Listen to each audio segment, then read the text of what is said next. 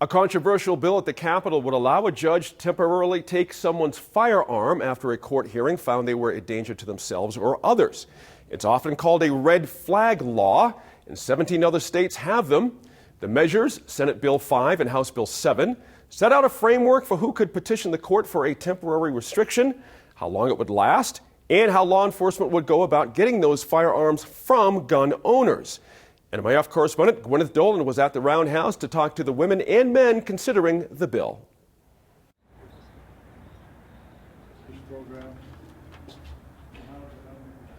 Senator Antoinette Sedillo-Lopez, you are supporting a bill that would allow law enforcement to take guns away from some folks. Why do we need this?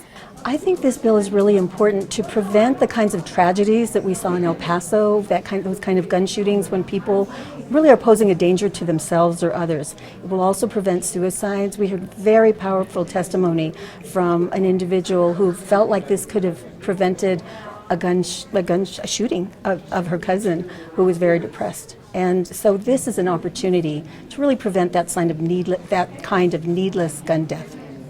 There were people who talked in a committee hearing this week about their fear that this is going to allow the government to come in and just grab guns indiscriminately, round them all up, and keep them forever. That is just not possible. We have a Second Amendment, and this is a very, very small number of people. I don't know how many cases exactly there are, but last year with the Domestic Violence and Gun Safety Bill, only 29 individuals were ordered to surrender their guns.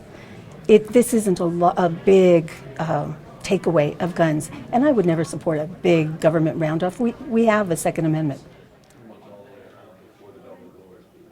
Representative Ream, you spent 20 years as a law enforcement officer.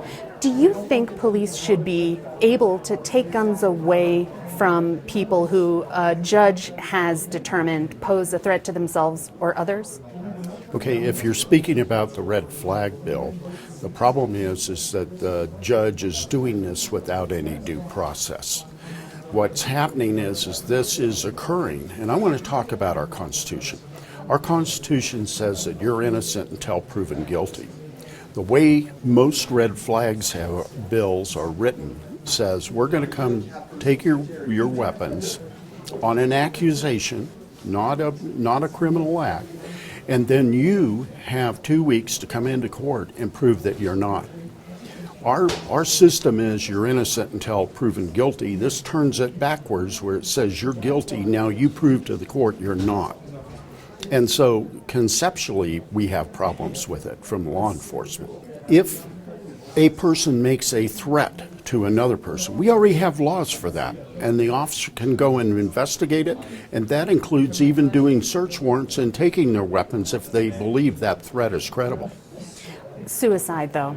There's been some very emotional testimony about folks who talk about it. Their families are really worried about it because they've had this notice, and that's not exactly the same situation. Okay, so let's talk about suicides. When I would respond to them, if there was a firearm, I would take the firearm into what we term safekeeping. So I would place it into evidence, and it wouldn't be in the home. When we talk about changing the mentally ill portion of who can obtain a firearm or not obtain it, that change needs to come federally. Right now, it's only those who have gone through court and been adjudicated mentally ill. And it needs to be a wider group, I agree. But it has to be done federally, and we can talk about that later. So what do you say to folks who watched the terrible shooting in El Paso, who've experienced school shootings here in New Mexico, who are watching this violence, who have been victims of it? How should we stop this violence? If we look at the root cause, it is mental illness. And I think we all would agree with that.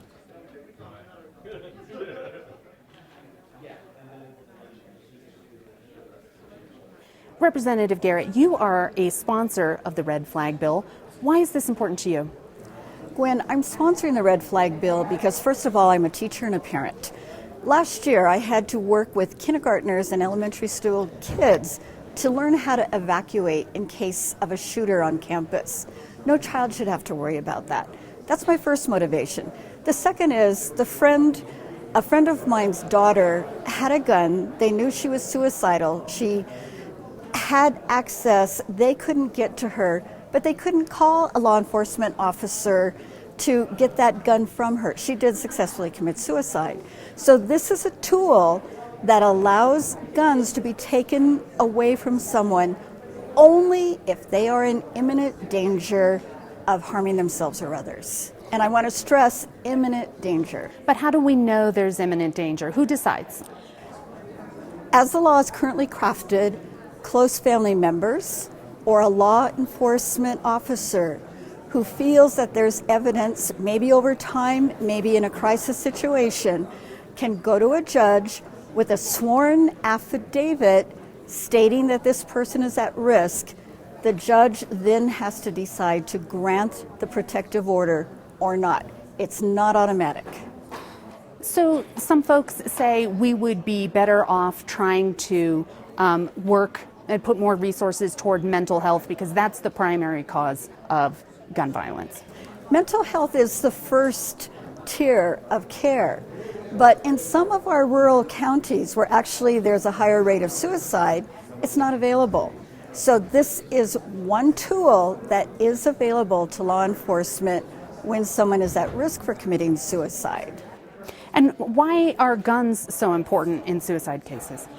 More than 50% of the suicides in New Mexico, I believe, has the fourth highest rates of suicide, are committed with a firearm. A young person who's impulsive and going up and down emotionally can grab a gun without thinking and quickly attempt to end their life.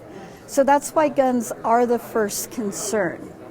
And I should add, we have high rates of suicide in our 15 to 23 age bracket. Native Americans have the highest rate.